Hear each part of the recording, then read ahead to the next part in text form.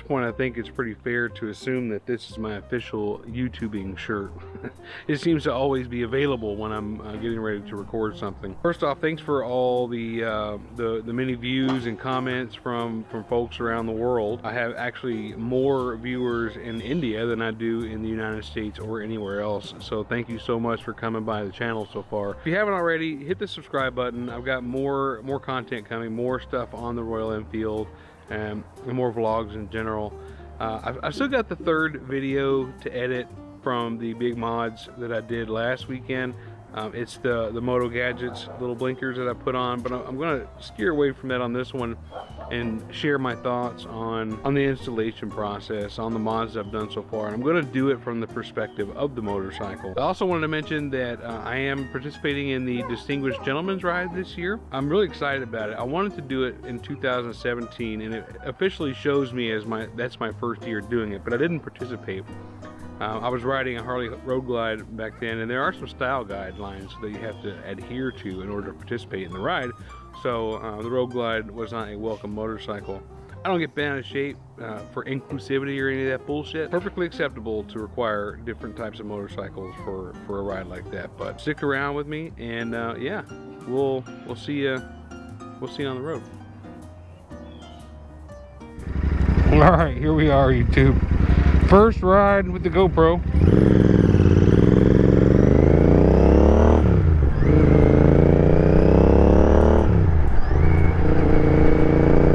Since my exhaust install, it's very loud. It's so loud. I fucking love it though, man.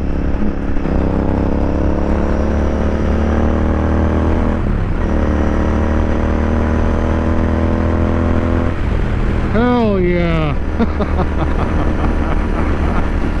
Oh man. So whether there is more power or not is irrelevant. It fucking sounds like there is. It looks like there is. So there definitely is more power.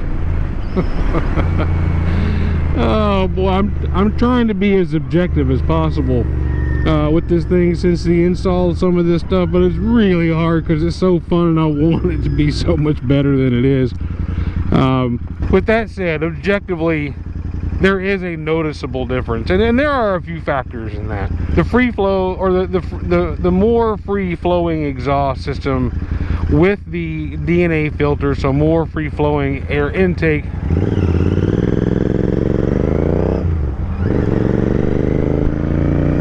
is definitely the biggest contributing factor of the whole thing, right? Those big ass heavy silencers, those stock silencers, these Nuke exhausts are so much lighter than the other ones, plus chopping the tail. We just took off so much weight from the bike, and I've been eating a little better. But God, my last video, man, holy shit, where I'm working in the backyard, I can't believe how fucking fat I look. I even asked my wife. Now maybe she's not going to give me a straight answer, I don't know. I'm like, oh my God, do I really look this fat when you look at me? She goes, no, definitely not. The camera's adding a lot to you. She said, I think it's the angle and how close you are. But I mean, whatever. I've been eating a little better. I know I've lost some weight. I've been scared of the scale. I shouldn't be. But all my clothes fit a lot better than they did 6 weeks ago. But I need to start getting on the scale to see how I'm doing with that. Before I get going here, if you like my content, or even if you don't, hell, hit that subscribe button. Like most people on YouTube, the vast majority of my viewers are not subscribers. So I'd appreciate hitting that subscribe button. Hit the bell if you want. Leave me a like and a comment. I try to respond to all the comments. I love the interaction here on YouTube. So with that, let's get on going with the video. Anyway, I wanted to talk a little bit about the mods that we just did over the weekend, now that I've had them on for a couple days, and my thoughts on them. The LEDs and the installing of the flasher relay.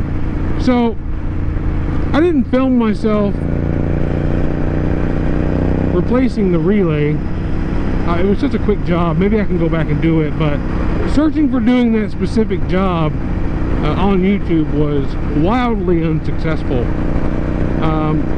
In fact, I found a forum for Royal Enfield owners, or I had to put the question out there about it.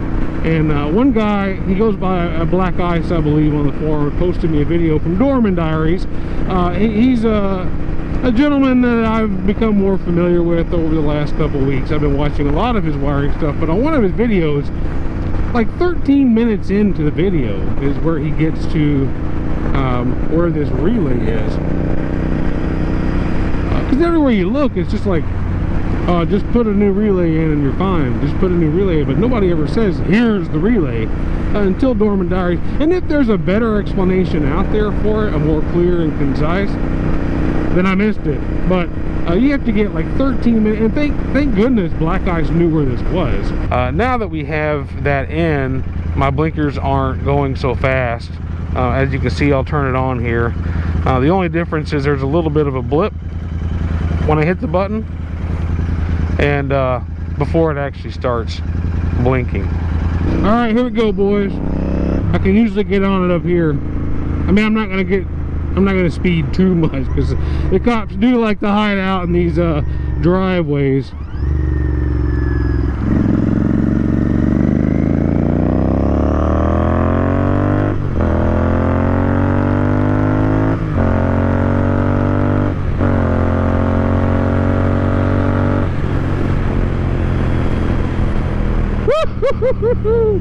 Oh, hell yeah.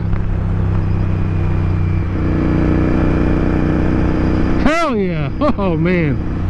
Oh yeah, she gets a lot better now. What a rush. So I want to talk about the exhaust next, the Nuke Exhaust.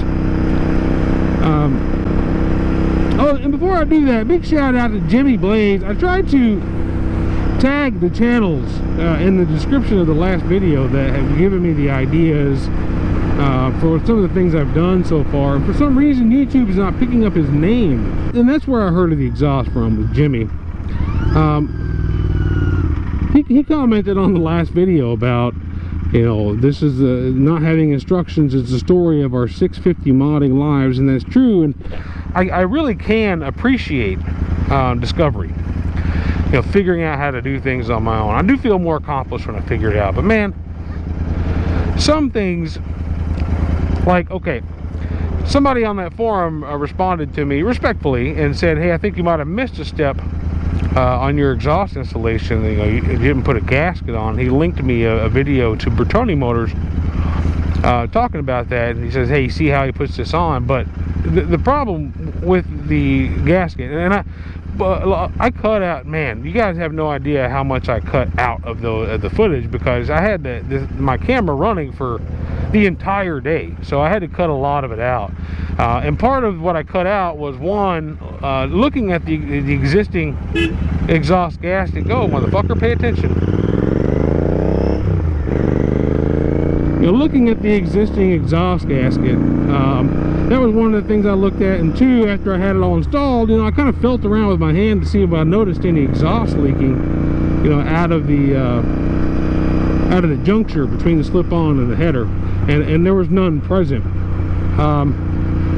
You cannot fit the exhaust gasket into the, you can't put it on the slip-on. It's just too big. And two, there's no way in hell, but once you got if you did figure out a way to get that in there, you're not putting it on the header. It's just not going to fit. The existing God, I don't know what it is, the female end, I don't know what it is, on the slip-on is like exactly the right diameter to put that over the stock header. So it's made for that. And I wondered about, hey, is this going to be a problem? You know, am I going to have exhaust leaks? And the only reason I was really comfortable with not putting anything in there and just rolling with it like it is now is because you know, putting two and two together, the TEC, or the Tech Bike Parts video, where they went over their 2-in-1 system for these motorcycles, they didn't use a single clamp, not a single gasket between any of their junctions. And you know, he explained it, that the heat was going to be able to provide the seal between those joints. And I suspect, again, I'm not an auto wizard or a mechanical wizard. I suspect that's the case because of how closely they fit already. The diameters are so close, the inner and outer diameters of the two pieces are close enough to where the heat is going to provide that seal. I'm confident that everything's fine with it, but you're not fitting a gasket in there. So if you looked at that and thought I missed a step, I don't think I did, unless you can find me something that is made specifically for a slip-on like this that acts as a gasket. It's just not going to fit. Okay, now the big one, MK Designs India Shorty Tail Kit. I've got a lot of mixed thoughts on this, and I'm too small to have any sponsors. Nobody's looking for my opinion, but I'm going to give it like it is. It's a cheap temporary alternative, I think, for a long-term solution. First of all, hats off to these guys for providing that solution. I think I paid, before shipping and everything, 73 bucks for that whole kit. That's pretty cheap, and that's going to provide me with, I mean, it probably could be permanent if I wanted to leave it permanent, but it's going to be good for a while on there. Now, with that said, if I wanted instructions for anything at all out of the mods that I did, that's the one that I would want instructions for. I watched, they have like a 2.5–3 minute video where they show you the steps, and I can really appreciate that, and I'm glad they at least had that. I'm very inexperienced with using the angle grinder, so the only way I'm going to learn is to do it right, and that was the approach that I took there. Where you're cutting on the frame, it doesn't really have any structural, it's not going to break down any structural integrity. It's not supporting anything, so I didn't have a problem with, if I cut that a little weird, which I did.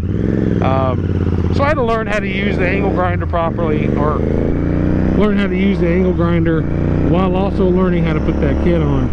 My biggest problem is that when you watch the steps on their video, the guy cuts and then he grinds, to smooth it out or whatever he's doing in the back there.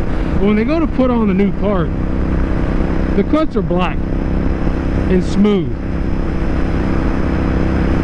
Well, they're not that way when you cut and grind it. No, they're fucking raw metal. There's little splinters and bits of shit everywhere. So, just to kind of show how you got that piece back.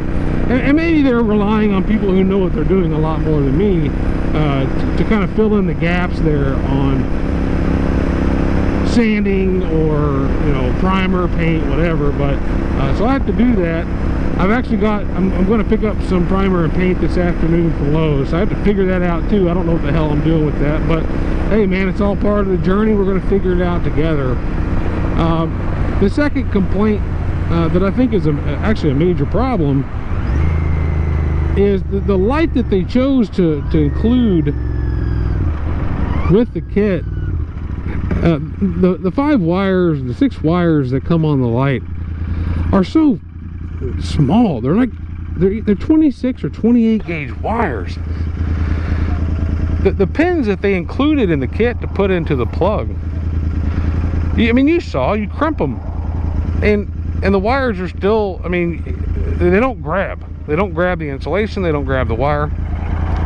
You're forced to solder those wires on there. I don't know if they can find another a light that has a little bit thicker wire that can accommodate those pins a little better, because once I got everything in, sure, it feels a little, it feels secure now, but God, it felt so wobbly and weak.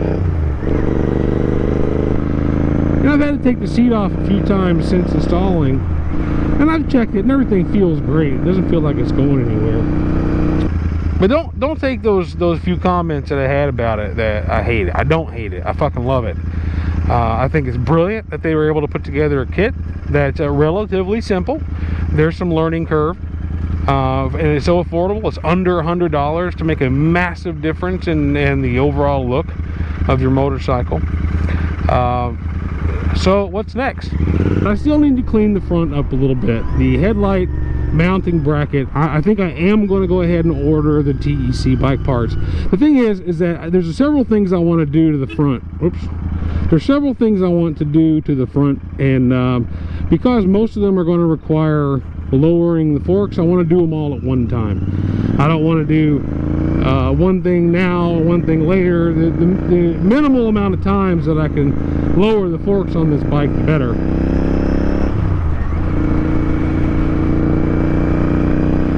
So what are we going to do? The TEC bike parts, tech bike parts, headlight mounting bracket. I'm going to buy the fork gaiters from Hitchcock's. I'm going to get the blinking plugs for these where the mirrors went from Hitchcock's as well, although I mean they're cheap. They're about $10 for the set. I am going to get different clip-ons. I don't know what clip-ons I'm going to get, but I'm going to get some. I'm looking at the ones also either from Hitchcock's or TEC bike parts. I don't remember right now which ones that they were. I know a lot of the folks out there have the K-Speed ones. I may look at those. So I want to get all of those parts in before I start doing one of them. And then later on down the line, I am going to get the smaller front fender with the black support bracket from BAAK Motorcycles. Anyway, that's my plans. Those are my thoughts. Those are my plans. I appreciate you coming along.